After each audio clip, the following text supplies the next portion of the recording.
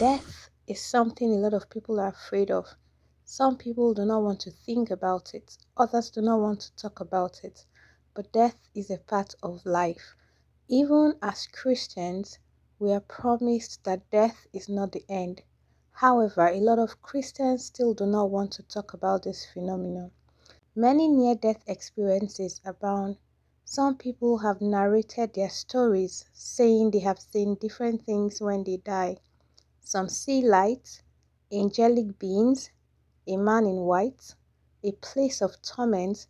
Some people experience peace. Some people experience love.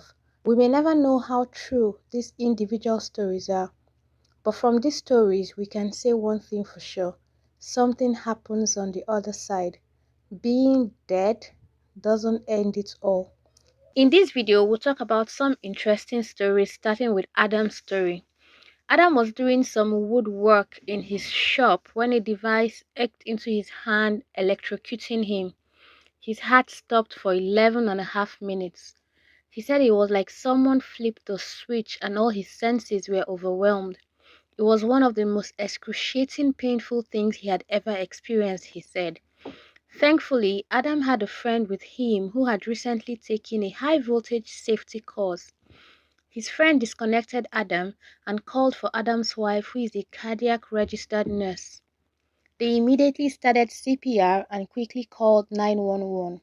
The ambulance showed up and two of his fellow paramedics worked on him. They defibrillated him twice before bringing him back to the land of the living. After being dead for more than 11 minutes, Adam was resuscitated and fell into a coma for 6 hours. But while he was essentially dead to the world, he said he had a profound experience. All of a sudden, I just woke up in a place that seemingly had always been. It was black and it kind of seemed like space, said Adam. I wasn't Adam there. I didn't feel like Adam. I wasn't a paramedic either. I wasn't anything, to be honest. I was just like this raw form of consciousness where I was just existing very happily and pleasantly. Adam said he felt like a frequency wash over him and saw what looked like gasoline on water with all these geometric shapes and patterns. He added that something was communicating with him through thoughts and feelings and emotions.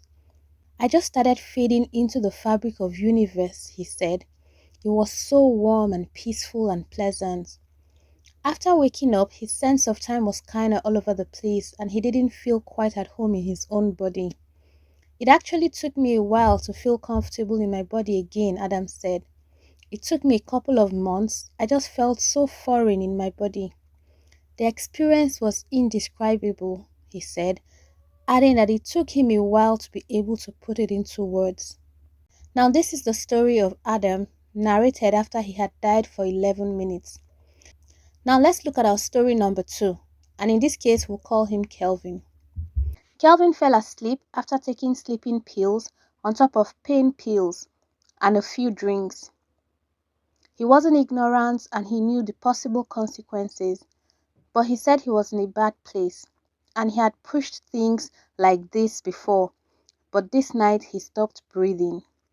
He went to bed and immediately fell into a deep sleep. It didn't last long, he said. Suddenly he was gasping for air. He finally caught a breath after a handful of gasps and laid back down. He was so drowsy, and then he fell back into a deep, deep sleep. I found myself floating down a dark tunnel, he said, with walls that looked as though they were made of wet mud. There were ribs around the curvature of the tunnel, spaced evenly every 10 feet or so. I felt weightless and moments felt timeless. I floated downward for what felt like a long, long time, but it also felt like only a second. I wanted to reach out and touch the wall of the tunnel. The wet mud looked inviting to touch. I wanted to feel the wet, smooth, cold mud on my skin, but I had no arms, no legs, no body. I don't know what I was, but I wasn't made of flesh. That's when I noticed the light at the bottom of the tunnel. Soon I could feel a warmth rising from the light, and there were silhouettes in the vague shapes of people standing to the side, covered in blinding light. I stopped floating downwards and hovered above the lights. I became anxious. Suddenly it had hit me that I was dead or dying. Then I noticed a small ball of light break away from the source below me. I asked the light why my life had been so hard. Why did I have to go through so many horrible things? Because you can, was the answer I received. And somehow in that moment that made sense. Calvin is unsure of how many other questions he asked, but it was over just as quickly as he began. He experienced a million feelings at once. He said he saw many beautiful things, but he also saw many horrible things. As events played in my mind, he said, the voice said to me again that I had to make a choice. Before I could consciously make that decision, I found myself being sucked straight up. The suction was so strong that I felt like I might be ripped apart and disintegrate. I could see two small balls of light that grew bigger and bigger the closer I got. Soon they were so big and so close that I was terrified I would crash into them. And I was inches from slamming into them. Then I could see a familiar poster on my bedroom wall. I hit my own eyes and body so hard that I flew straight up in bed and fell onto the floor. My wife startled awake as I struggled to take a breath. My body couldn't figure out how to breathe. I was terrified, but soon a breath came to me and I took as much air as I could. We got up and made ready for the hospital. On the way there, I stopped breathing and passed out a number of times, my wife said. She sped through every light on the short drive and pulled up in the emergency room doors. Before I knew it, I was being wheeled back to the room where they fed me oxygen and eventually forced me to swallow a significant amount of charcoal. I didn't remember anything except slamming back into my body at first, but a few days later, a fragmented memory came to me, then another and another. Over the course of months, I slowly pieced together what had happened. It's been a hard thing to understand, partly because I don't know if I can fully understand while I'm on this side of the border. I came back with no huge, meaningful or life-changing epiphany. I came back with no powers to tell the future. I returned with no great insight on life after death. And I still struggle to find meaning in what happened to me. But one thing did change significantly. Before this happened, I believed that when we die, we are dead, and that's it.